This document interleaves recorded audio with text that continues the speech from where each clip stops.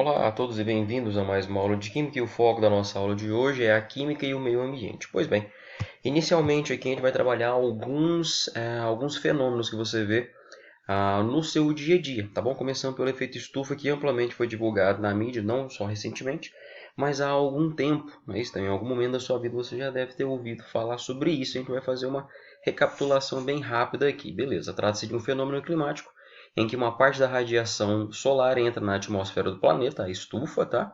E lá permanece aquecendo enquanto outra parte é refletida. Pois bem, Luciano, o que é isso? Seguinte, pessoal, parte da radiação solar que é incidida pelo Sol e atinge a superfície terrestre, parte é refletida, tá bom? E a outra parte, ela é mantida aqui dentro, ela é retida aqui dentro, beleza? Por isso que é chamado esse efeito estufa. Em geral são os gases, tá bom? Que mantêm parte dessa radiação presa ao redor aqui da superfície terrestre e assim permitindo a elevação da temperatura, tá bom? Isso aqui é o nosso famoso efeito estufa. O que nós temos depois? A respeito dos gases do efeito estufa. Lembra que eu falei que é parte dos gases que faz a retenção? Pois bem, agora são os gases que a gente vai ter o estudo logo mais. Então o que a gente tem, pessoal? Esses gases podem vir de duas origens. Ou eles são provenientes de fontes naturais, tá bom? Ou de fontes antropogênicas, tá bom? Ah, Luciano, o que é fonte antropogênica? Nada mais é blá blá blá.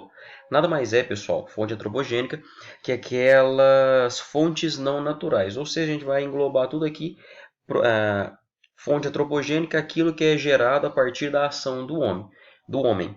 Queima, industrialização, transformação da natureza, ou o que for, tá bom? Então, aqueles gases provenientes da ação do homem entram aqui em fontes antropogênicas. Lembrando, pessoal, por vezes você tem gases que são formados tanto por fontes naturais assim como por fontes antropogênicas. O que é o grande fator aqui determinante?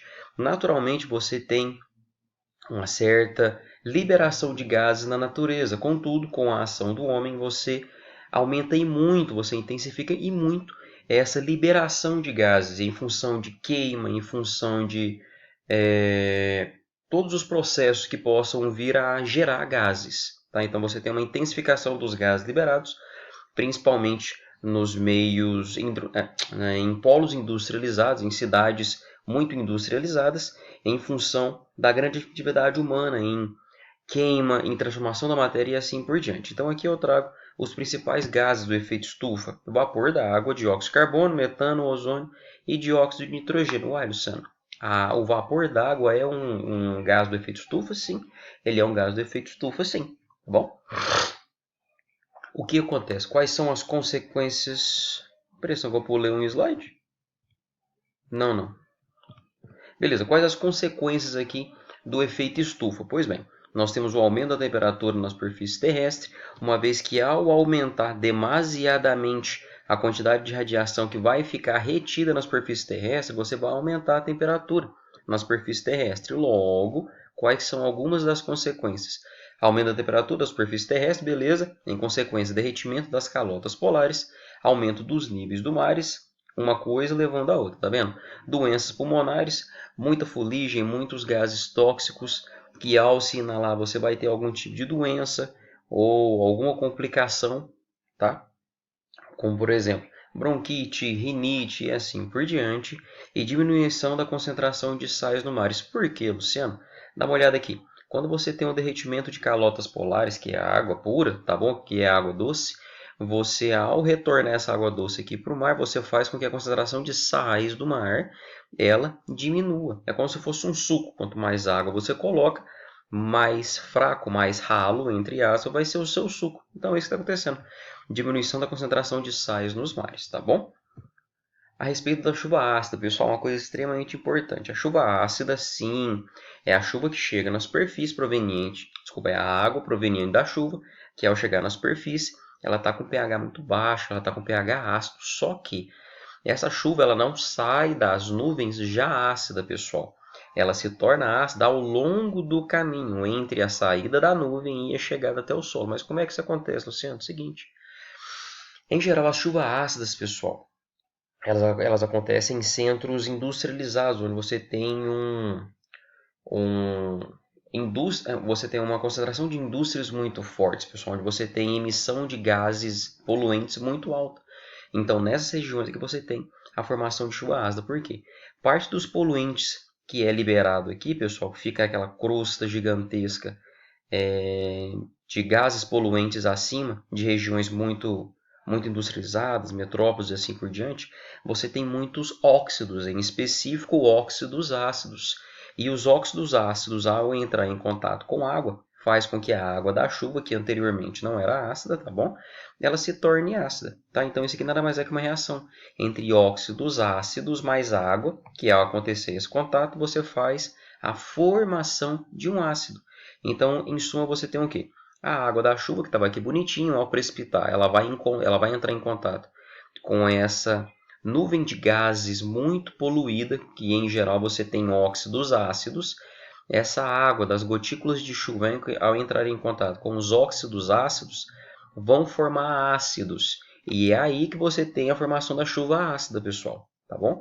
Então essa chuva ácida, ela se torna ácida, essa chuva se torna ácida quando entra em contato com esses óxidos ácidos e assim chegando ao solo com o pH muito baixo, causando aí muitos impactos, tá bom? Em suma, os principais óxidos ácidos que dão esse caráter muito ácido para a chuva, pessoal, são o óxido de enxofre, o trióxido de enxofre, mais o óxido de nitrogênio, tá bom? O Luciano, o dióxido de carbono, ele também é responsável por abaixar o pH da chuva? Sim, pessoal, mas uma coisa extremamente importante. O dióxido de carbono, ele é um óxido ácido, tá bom? Então, ao entrar em contato com água, ele vai formar um ácido. Só que é o ácido carbônico, cara, 2CO3. O ácido carbônico, ele é um ácido muito fraco, pessoal, tá? Então, ainda que você tenha muita emissão de CO2, sobretudo em regiões muito metropolitanas, muito em metrópoles e regiões muito industrializadas, não vai ser o CO2 o grande responsável por fazer a diminuição brusca do pH da chuva, tornando assim ela muito ácida. São os óxidos de enxofre e nitrogênio que vão formar ácidos fortes e esses sim vão ser os grandes responsáveis por dar esse caráter muito ácido para a chuva, tá bom? Em suma, eu trouxe aqui para vocês as reaçõezinhas, tá? Então aqui você vai ter a formação tanto de ácidos fortes, aqueles provenientes de óxido de enxofre e nitrogênio, assim como os ácidos fracos, aqueles provenientes também de óxido de nitrogênio e do dióxido de carbono. Então você tem a formação tanto de ácidos fortes e ácidos fracos quando as gotículas d'água entram em contato com os óxidos de carbono, de nitrogênio e enxofre, mas é a formação do ácido nítrico e do ácido sulfúrico os principais responsáveis pelo pH tão baixo, pelo caráter tão ácido que você vai ter na chuva ácida, tá bom? Quais são as consequências disso? Corrosão de monumentos, né, que você tem, e a morte de fauna e flora, uma vez que ele altera bruscamente o pH que você tem no ambiente onde peixes e outros animais vivem, assim como em floras, que você vai causar um dano muito grande nas folhas, de modo a até retirar todas as folhas que você tem da árvore, fazendo assim a morte delas, tá? Pessoal, então essa foi a nossa aula de hoje, espero que vocês tenham gostado e até a próxima. Tchau, tchau.